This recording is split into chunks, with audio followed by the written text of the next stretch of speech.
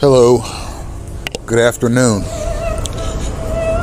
It is your host, Emmanuel Isaiah Smith, and today's date is Friday, September 19th, 2025. The time is 5:02 p.m., and I am in Key Biscayne, Florida. The topic of today's lecture is rhetoric. Rhetoric in a gang stalking campaign is important for gang stalkers and targeted individuals alike. And it's especially important for targeted individuals who have decided to come forward about what they're experiencing. Not all targeted persons do. And I am assuming that I'm not the only targeted person on planet Earth, that there are others that either don't have the will, the capacity, the desire, or the time to come forward about what they're experiencing. Rather, they would just try to live through it to the best of their abilities. Something I consider to be extremely deleterious to one's own self. However, everyone has their own opinions and ideas. And as always, I do these discourses outdoors, so from time to time I may have to raise or project my voice to drown out the background noise. Please adjust your volume accordingly. So the rhetoric that I use on social media concerning gang stalking is adversarial towards the participants in this signaling mechanism and towards the government and the various auxiliaries that have authorized this signaling mechanism. My rhetoric is aggressive, at times even brutal and accusatory. However, I invoke my First Amendment right to say whatever I feel like saying with respect to this matter, having done so in my own personal interest and in the interest of my inalienable rights, which I take very seriously. That is those rights that are given to you by God or nature, that no man, woman, child, company, or government can ever legally or lawfully infringe upon. So, I am purposely harsh with my words. And the reason I'm purposely harsh is because gang stalking, which is the organized mobbing mechanism that has been authorized in this country post 9/11 on the coattails of national security legislation, it is a destructive device. And it is a tough enemy. And when you go up against a tough enemy, you yourself have to be tougher if you hope to win. Now, my toughness is administrative. I'm not going around from town to town, city to city, state to state, challenging gang stalkers to physical combat or any other type of combat. I could, but that would end in cataclysmic circumstances for me and them. Because if I were to irrevocably harm or destroy a gang stalker and it wasn't in self-defense, then I would have an interesting legal conundrum on my hands. And if a gang stalker were to do the same to me, then they would not only have a legal conundrum to deal with, but the entire system of gang stalking auxiliaries and the people that participate, they'd all go down. Because whatever this program is, it is very tightly tied to my situation. Okay? I've seen system-wide changes in this thing because of movements I've made or events that have manifested in my personal trajectory through time and space.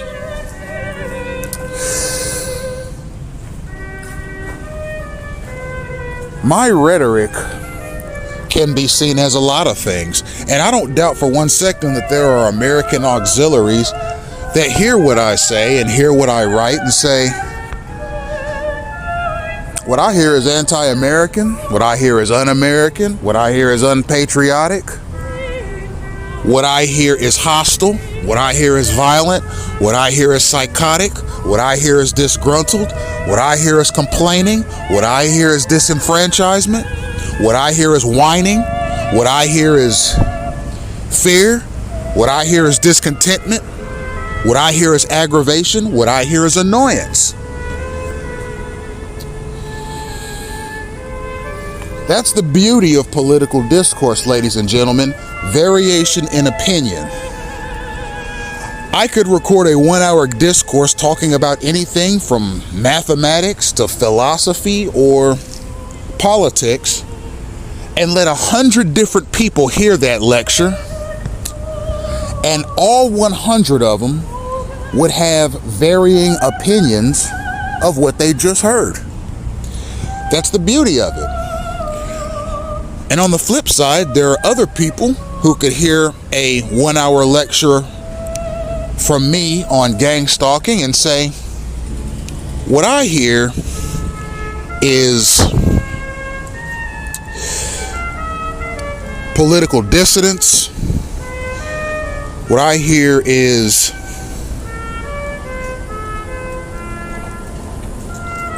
a sense of disillusionment with the federal authorities. What I hear is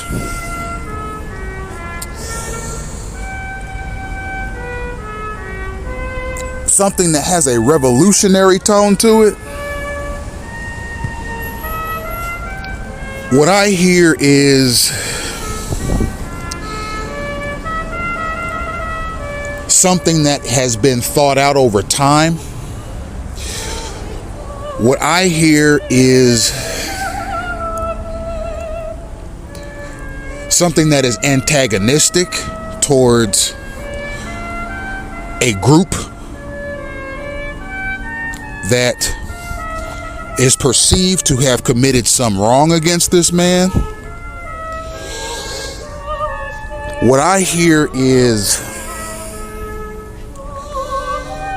someone's capacity to invoke their First Amendment rights.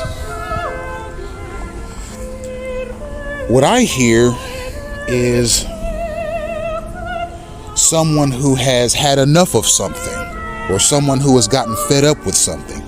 What I hear is someone who believes that there has been a civil rights breach, or a constitutional rights breach, or a Bill of Rights breach, or an inalienable rights breach in his own personal existence. And he's looking to get all of these things out on the table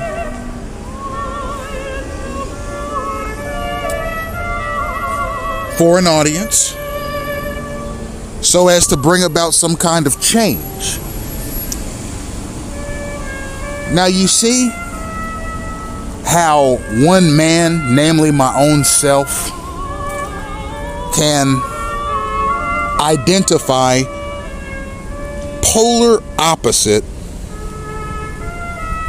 ideas of the same topic. One side may look at it as potentially hazardous to the republic. The other side may look at it as beneficial to the Republic based upon their own personal ideas and their own personal political philosophy. Now, regardless of what anyone thinks of the rhetoric that I use, I ultimately have the First Amendment right to say what I'm saying, but I also have an inalienable right to say what I'm saying, especially if I believe that my person is under attack somehow. Now, when I say my rhetoric, I'll give you some semblance of what the most aggressive comments that I've made over the past 10 years have been. You may hear something like from me, either in a recorded discourse or in a written post. You may hear something like,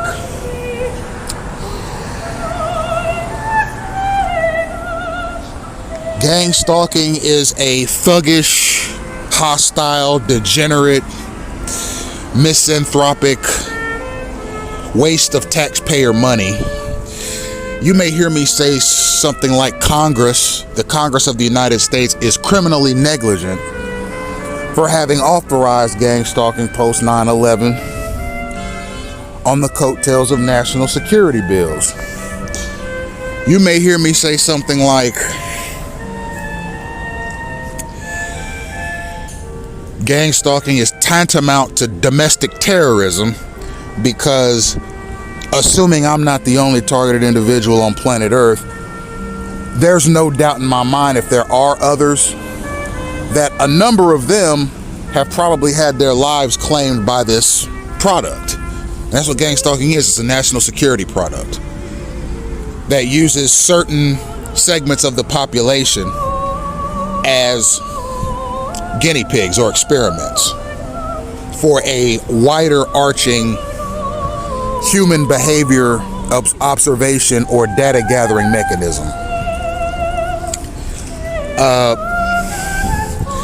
You may hear me say something to the effect of, the United States has waged war on its own citizens through this program. And the reason I say that is because there are military strategic, or we'll call it military stratagem, operations in play with gang stalking campaigns against a targeted person. And gang stalkers themselves oftentimes take formations when they are looking to disrupt or pester a targeted person. Furthermore, you will hear me say things like, gang stalkers are useful idiots. And I do think that people that participate in a signaling mechanism that puts them in the direct vicinity of someone that they're supposed to harass or pester, I consider that to be a useful idiot, okay? Because they are being used by a third party to do something idiotic. So I call that being a useful idiot. And I stand by that. You may hear me say things like, the United States federal government has, through the gang stalking mechanism, authorized biological terrorism, biological warfare, or germ warfare, or intentional disease spreading, or intentional airborne bacteria communication. And that's true, okay? Part of the gang stalking mechanism is the launching of germs, particularly bacteria, through the air at a target. And this is done through a signaling mechanism in which a third party signals another party as to who they are to communicate the bacteria to. And once that other party gets that signal, they know to approach within maybe 8 to 10 feet of you, the target, who has been pointed out by this time, and use any number of bodily functions in your close vicinity to try and pound you with airborne bacteria. Okay, that's the mechanism. Another mechanism is perhaps a stalker who is sick or diseased or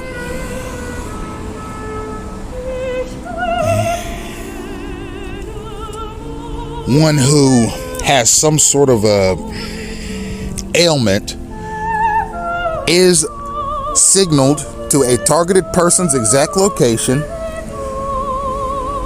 to come within these formally specified 8 to 10 feet of him, and again using bodily functions, this time to a more aggressive degree, to try and get that targeted person sick.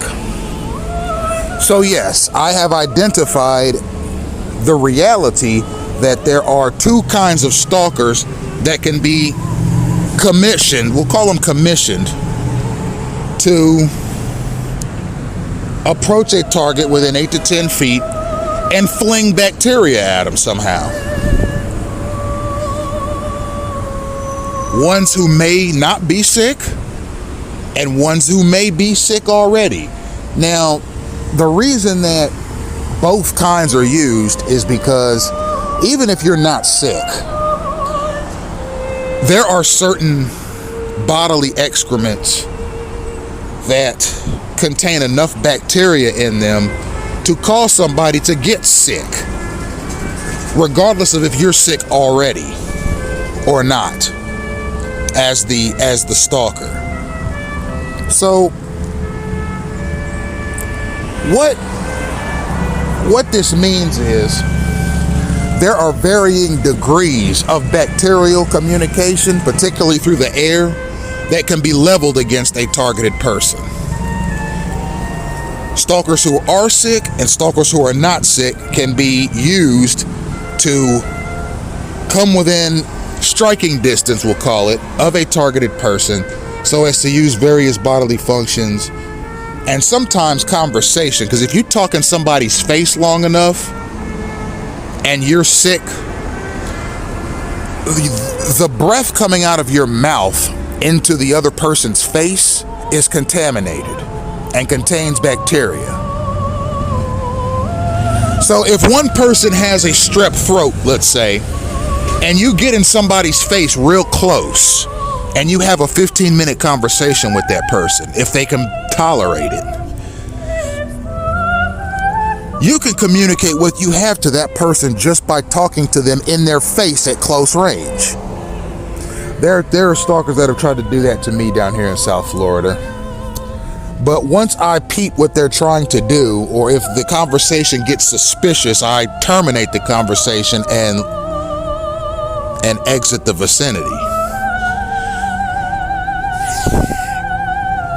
That is germ warfare. That is bacteria warfare. That is intentional disease spreading. And the liaisons that signal, we'll call them the germ-flinging stalkers to the targeted person's exact location, they know what's about to transpire. And they're using the power of the state to perpetrate such an attack against a targeted person.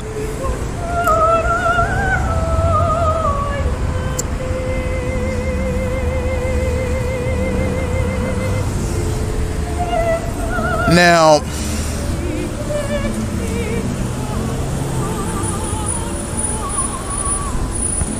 you know, I wish I could say, you know what? I think my country has heard me. I think the Department of Defense and the Department of Justice have heard my accusations, investigated them, and come to the conclusion that I was right. I wish that I could say that, but I cannot. And the reason I cannot is because the very mechanisms that I describe as gang stalking, I still encounter them on a daily basis. So I'm not about to sit here and give this country credit, its federal establishment or its auxiliaries, any credit for having intervened, because I'm still seeing the exact same things. And to these undercovers that I talk about ever so often, it's come to my realization that you all have shadows that follow you around. Okay? I realize that now. Some of the people that I have identified as undercovers were shadows of an undercover. Okay? I guess you could call them functional tails or tail units that follow the undercover around. Maybe they're undercovers themselves. Maybe they're just signaled to an undercover's exact location so as to keep him out of harm's way. I don't know. But a lot of you undercovers have shadows that follow you around. And these shadows, a lot of them, they act like zoo animals. Now, that's a word that I've used to describe some of the undercovers that I've come in contact with, and I don't take that back either. A lot of the undercovers that I've come in contact with do conduct themselves like zoo animals, especially when they get in my immediate vicinity and they've gotten signals from somewhere that I'm a target of some kind. They do act like zoo animals around me, but so do the shadows that you undercovers have, these units that are following you and sort of interacting with you and the people around you. They also act like zoo animals, and they also go around pestering people and getting them sick. I'm not here to mince words. I'm not here to beat around the bush. I'm telling it exactly how it is. That's just simply my nature. Some people have a gift of being able to tiptoe around the tulips, as they used to say in the country in the old days, or beat around the bush, or mince words, or pull punches, or whatever your preferred definition is of holding your tongue, as they say. I'm not one to do that. I could. It's not difficult to. It's not difficult to deflect the narrative from, or rather transform the narrative from one thing to another in the interest of what have you, making the information you're giving people more digestible or what have you. But that's not what I'm here to do. I'm here to tell it like it is, and some people don't like that. Some people prefer somebody who is able to communicate issues in such a way that is more digestible. Sometimes people get tired of the harsh language, but quite frankly, when you're talking about something like gang stalking, it doesn't matter how I communicate the information to other people, be it on paper, be it in social media posts, or be it in audio recordings. It doesn't matter how I communicate the information. The next morning, when I wake up, I'm going to be woken up by the same kind of useful idiot stalkers that I was the previous morning. So whether or not I start my lectures off with the Congress of the United States has authorized domestic terrorism, ladies and gentlemen, or whether I start the lecture off like this: God bless America, ladies and gentlemen, my home sweet home. Regardless of how I open this lecture, regardless of what I say during the lecture, and regardless of how I end the lecture, I'm going to experience the same exact kinds of things each and every day. So I may as well, as the youngsters used to say, keep it 100% real and say exactly what's happening and exactly what I think. Because ultimately, if I don't put things in their proper context, then there's no telling how bad a gang stalking campaign could get. I could do 10 lectures in a row talking about how wonderful this country is. At the end of the 10th lecture, nothing will have changed.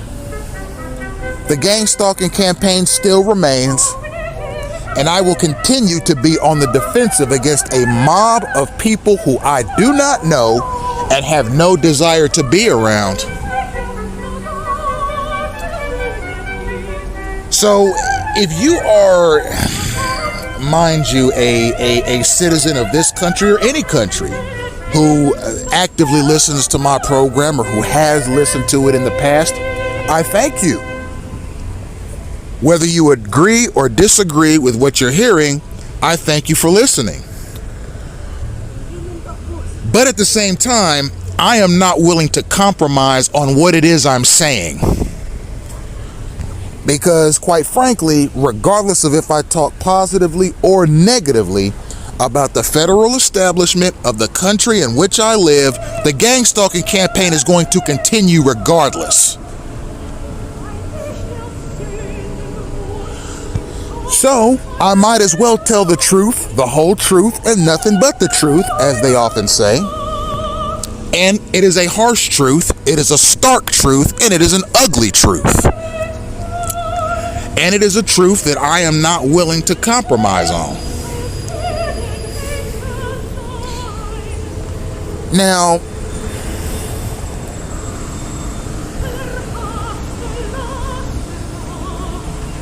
if there are federal auxiliaries of the United States that have heard my lectures and you have an opinion, I'm glad. I'm glad you have an opinion.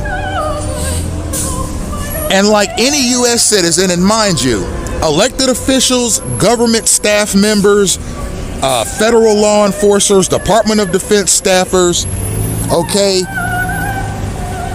law enforcers of federal, state, and local capacities, okay, private undercovers, detectives, they're U.S. citizens too. They have constitutional rights too. The Bill of Rights extends to them as well.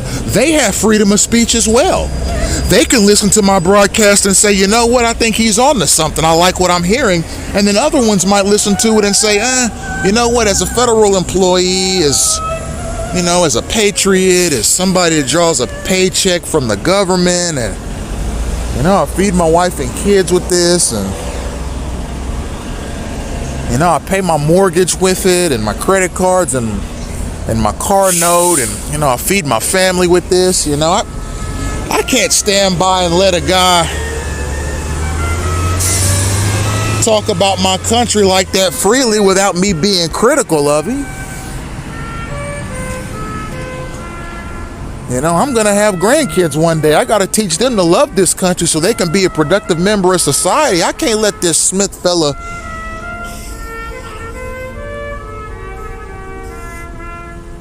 do what he's doing. I'm going to have to get in there and do some disruption myself. I'm plugged in the gang stalk, and I know some people that can pester him right out of Florida. Matter of fact, there are some stalkers down there in Miami-Dade County working on that right now.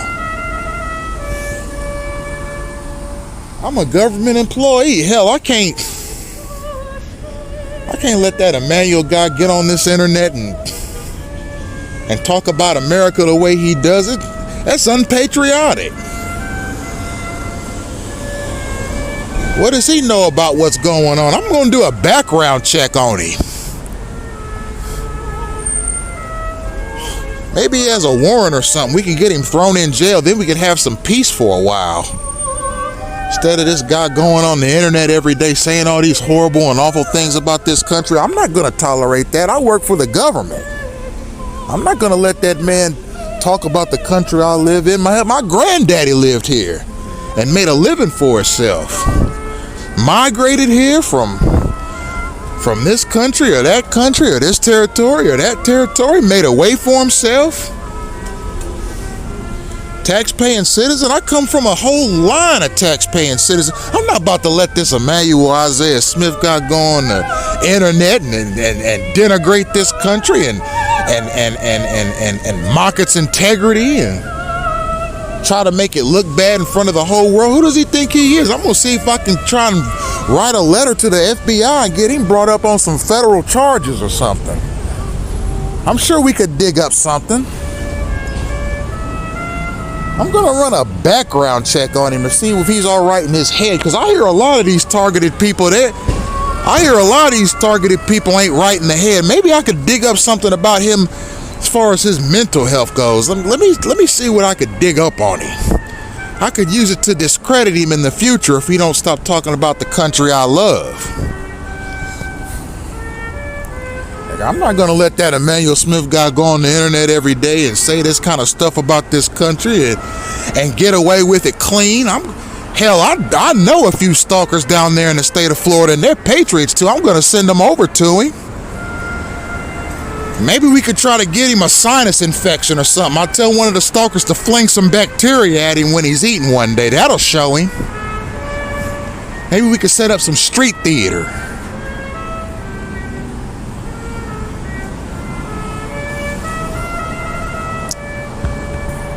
Hell, I'm not going to let that Emmanuel Smith guy talk about the country that my kids live in.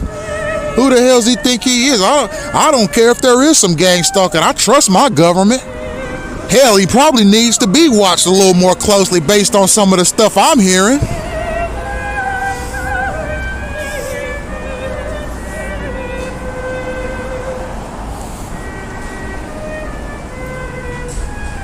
Hell, maybe he needs to go find a job or something. Maybe he just doesn't have enough to do. Does he have children?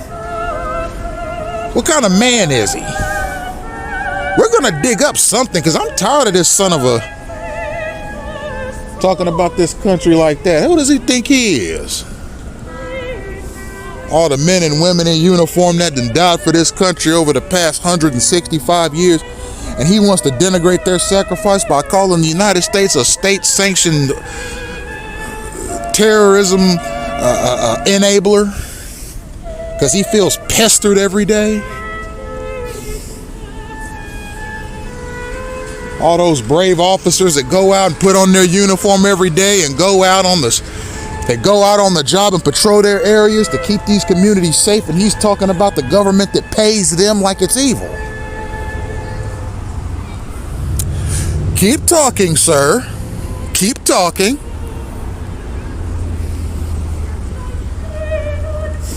Who does he think he is? All these politicians that go to work every day and in the interest of the sovereign republic that we live in, and they've taken on a noble profession like politics so that guys like him can live day to day easier. Who does he think he is, calling them knuckleheads and thugs and negligent legislators? Exactly. My point is being made, ladies and gentlemen, by individuals who think just like that. And here's why my point is made.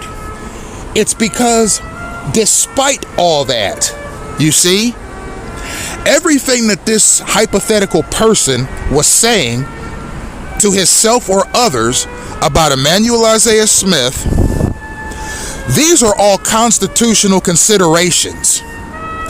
The ability to go to work, the ability to pay taxes, the ability to be a homeowner, the ability to pay a car note, the ability to be able to raise progeny in this country to be successful and contributing members of society, the ability to establish oneself in the country in which we live. The ability to do all these things has been the essence of what it means to be an American. And the Constitution of the United States is the document that's supposed to protect the ability to do these things. Despite all of these freedoms that I'm supposed to have, I simply am not able to enjoy said freedoms because there's an actual disruption campaign against my person at the present time. And this disruption campaign is It's ultimately something that cannot be shaken. It's not as if I say to myself, you know what, this academic of this institution of higher learning experience here in the state of Florida is not working out. I feel like I'm being synchronously disrupted. I'm going to move to Mississippi, or I'm going to move to Alabama, or I'm going to move to Louisiana, or I'm going to move to California, or I'm going to move to New York, or I'm going to move to Oklahoma, Nebraska, Iowa, Nevada, Arizona, Wyoming, North Carolina, South Carolina, Utah, Vermont, Connecticut, Rhode Island, Tennessee, North Carolina, South Carolina, Georgia, Michigan, Rhode Island,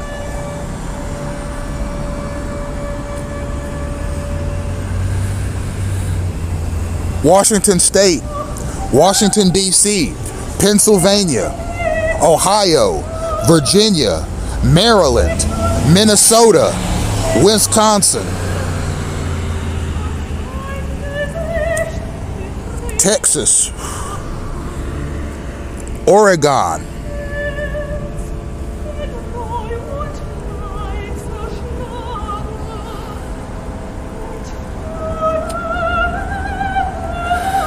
Arkansas,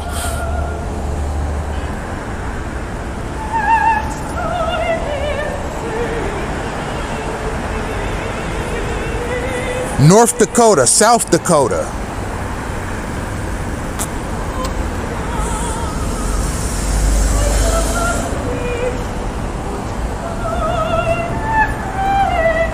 Hawaii, Alaska,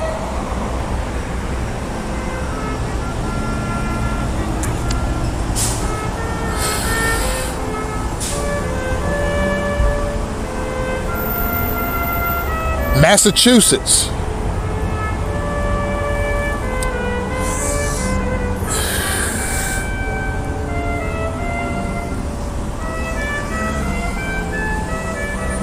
it doesn't matter what state I go to, it's going to be the same thing. Now, do mistakes happen? Yes, they do. And like I say, whether I acknowledge that gang stalking is just a big mistake,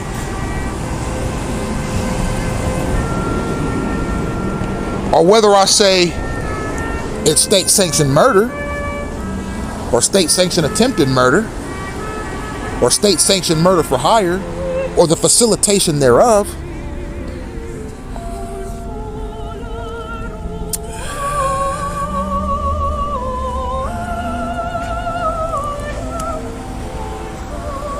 the gang stalking campaign will commence regardless. So I'm stuck in a vacuum. And clearing my throat, ladies and gentlemen, the only way out of the vacuum is federally. If I'm seen as a bad guy, if I'm seen as an enemy of the state, if I'm seen as a potential threat to the American sovereignty, that's unfortunate. It really, really is. But at the same time, I don't see how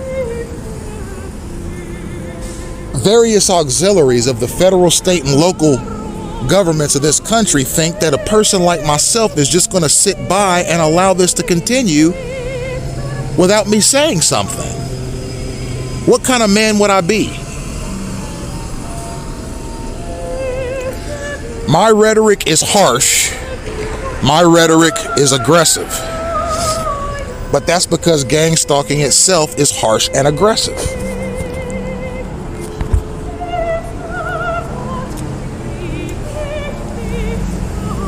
I don't mean any harm to anyone in this country, even the stalkers themselves. I would like to give them a piece of my mind verbally, but in a way, I'm not sure that would help much. So I try to hold my tongue. Sometimes I just walk away from them. I'll let my distance do the talking.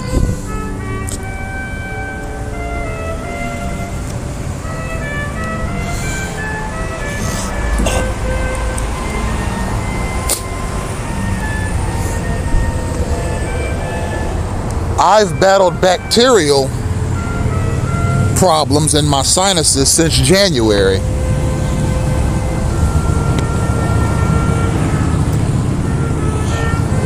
I don't believe for 1 second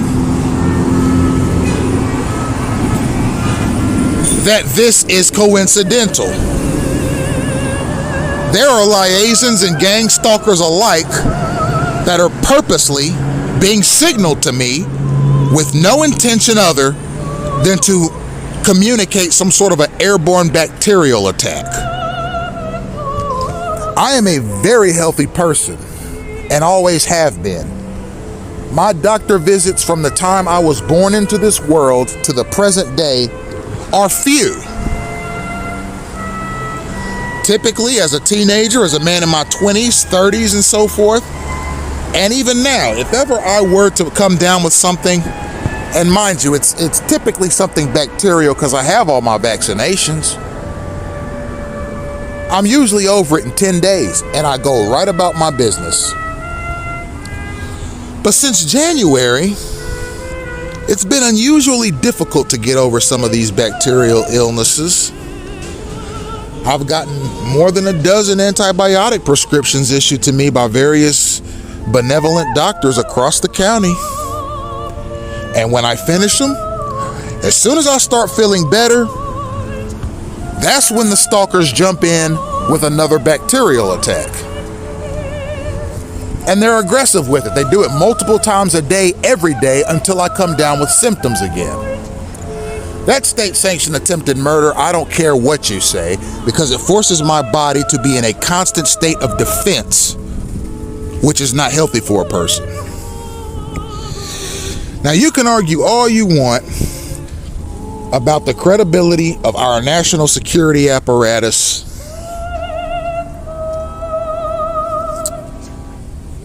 Me, I've come to regard it as a buffoonish structure based on what I've experienced. I believe that there are some professionals in the national security apparatus in this country, people of high ideals, people of integrity, people of ethics, and people of distinction. However, I don't appear to be running into those kinds on a daily basis. And not just here in South Florida. This is not an attack on Cuban people, although most of the overwhelming vast majorities of my stalkers down here are Cuban. But when I was in Dayton, Ohio, where there are very few Hispanics, the overwhelming vast majority of my stalkers were either Caucasian or African American. It depends on where you are in the country. But there are a lot of people in this country that use that signaling mechanism to find and pester people, and not only on foot, not only in person, but in vehicles. Yes, people operating 3,000-pound pieces of machinery use a signaling mechanism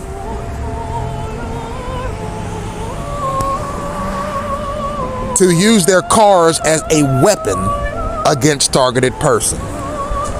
State-sanctioned attempted murder, or the enabling thereof, is in order with respect to their designation. And that's what I call it. And for any targeted person who's ever been run over or struck by a vehicle that was being operated by a person who was using a signaling mechanism to find and point out that person, that's state-sanctioned attempted vehicular manslaughter. State-sanctioned attempted vehicular manslaughter. It's a shame. I thought we lived in a democracy. I thought we lived in a constitutional republic, but we do not, and we will not be able to say that about ourselves as Americans if this particular protocol called gang stalking is allowed to continue existing.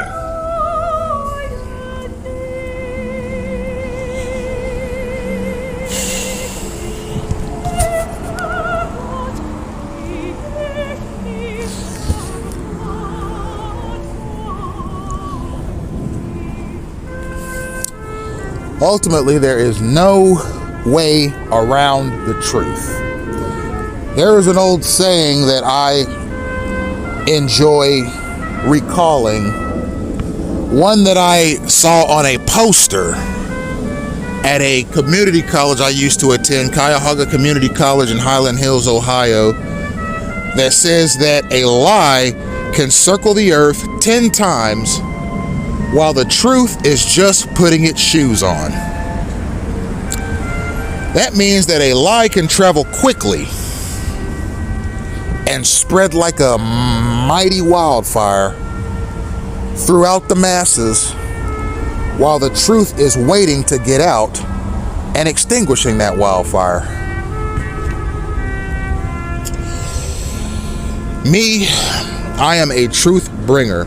And quite frankly, let's say over the past 10 years, 0 people on this planet have listened to a full lecture of mine.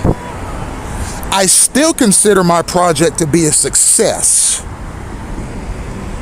because no doubt have the assertions and suggestions that I've made about gang stalking with respect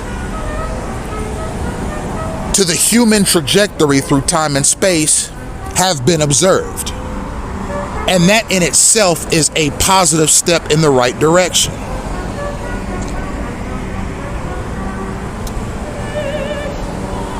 Now,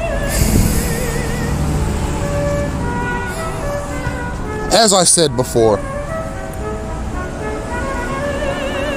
I have nothing nice to say to or about gang stalking, gang stalkers, its legislative mechanism, or the liaisons that get the action started. I have nothing nice to say about them at all. And quite frankly, I think this world would be a better place without them, without their activity. If they were to conduct themselves with some class and act like people as opposed to zoo animals, this world would be a better place.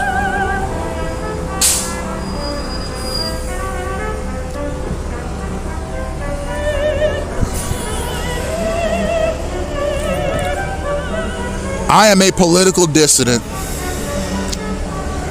I have not always been a political dissident, but I am a political dissident. When I encounter a stalker, I don't feel fear because I'm not a fearful person. I feel pity for them. I feel disgust for them and what they do. I feel a deep sense of annoyance and resentment for what they do. And quite frankly, I just wish they would permanently keep their distance from me. And my significant other, I want them to permanently keep their distance from her too. Because the same violent and hostile signaling tactics that they use against me, they use against her. That's because this protocol does not have any pause button. And it doesn't consider whether a person is healthy or not, able or not, young or aged, male, female, or child. Once somebody gets thrown into this destructive, disgusting mechanism, they're simply thrown into it. And I don't think Congress is ready to address this because based on some things that I've watched over the past couple of days, particularly with the director, the United States Judiciary Committee's interactions with the current FBI director, Kash Patel.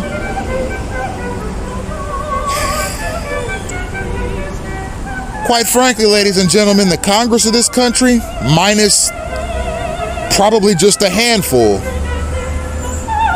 are a pompous lot. They are extremely self-absorbed. And I don't think for one second that they wake up every morning thinking, how can we remedy a political and sociological problem that has come to the attention of many in this country, to my own detriment and to the detriment of the image of the United States? No, because once they come forward about this, it's going to cause America some embarrassment. And that's not what they want to do. They'd rather see all the targeted persons passed away or deceased. Then we can just forget the problem, sweep it under the rug, or just say it never existed in the first place. When I watch these Senate hearings with the FBI director,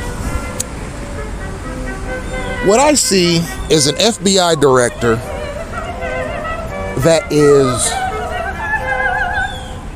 on the defensive because of some politically motivated firings that he did against FBI staffers who were apparently highly regarded in their profession, having done so at the behest of our sitting president for political reasons.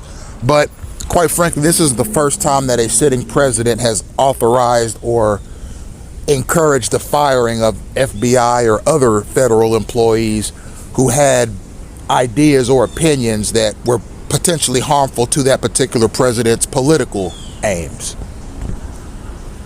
So the FBI director's on the defensive, and the Republican senators on the Judiciary Committee are sustaining him as a competent FBI director, and the Democratic members of the Senate Judiciary Committee are antagonizing him with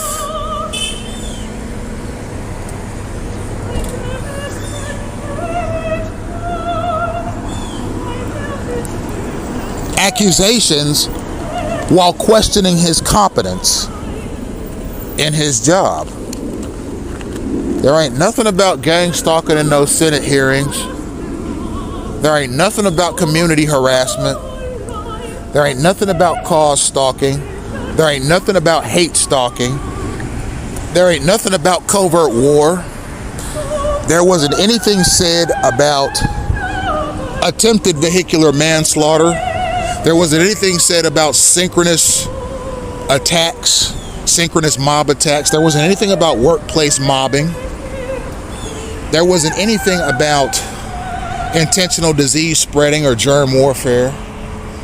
There wasn't anything about anything that resembles targeted persons' rights or liberties. There wasn't anything about holding gang stalkers in contempt criminally for their actions against persons which are obviously criminal. Yes, I consider gang stalkers and these signal takers to be criminals, because a lot of the stuff they do when they get their signal is criminal in nature. It's disorderly conduct, it's assault, it's pestering, it's harassment, it's menacing. Some of it is aggravated menacing, some of it's attempted murder, some of it is felonious assault, some of it is conspiracy to commit murder. A lot of the stuff these stalkers do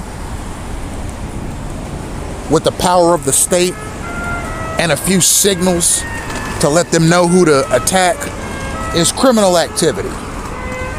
And some of these guys that participate in this signaling mechanism, they do it while they're with their families. They could be with their wife and kids, or they could be with their mother and grandmother. They could be with their parents. They could be on a family outing. And they're taking signals from third parties while they're out with their families. They're throwing a football with their son one minute, and the next minute they're taking some signals from some signal chucking stalker somewhere, and they stop playing ball with their son to go do their stalker's bidding. Where's the mark? Where's the mark? Show me a signal. Show me a signal. And their son's standing there with the football like, why'd we stop? Their dad's not even acknowledging them. Their dad's walking away from a barbecue, so they can chuck signals with somebody. So that's the conundrum that we have. I am a political dissident. I was not always a political dissident. I became one when I started experiencing what I'm experiencing. And you know what? It's a shame that it's all extrajudicial. It's all behind the scenes. There's nothing in the news media about it. There's nothing happening on the Senate floor about it. There are no discussions being had in government offices. There's nothing being said about it in state legislatures. There's nothing being said about it at the local level. It's just too embarrassing. It was never supposed to be found out in such a way. It was never supposed to be exposed in such a way. It was expected to go on forever and ever, at the expense of some and to the benefit of others. Thank you for listening.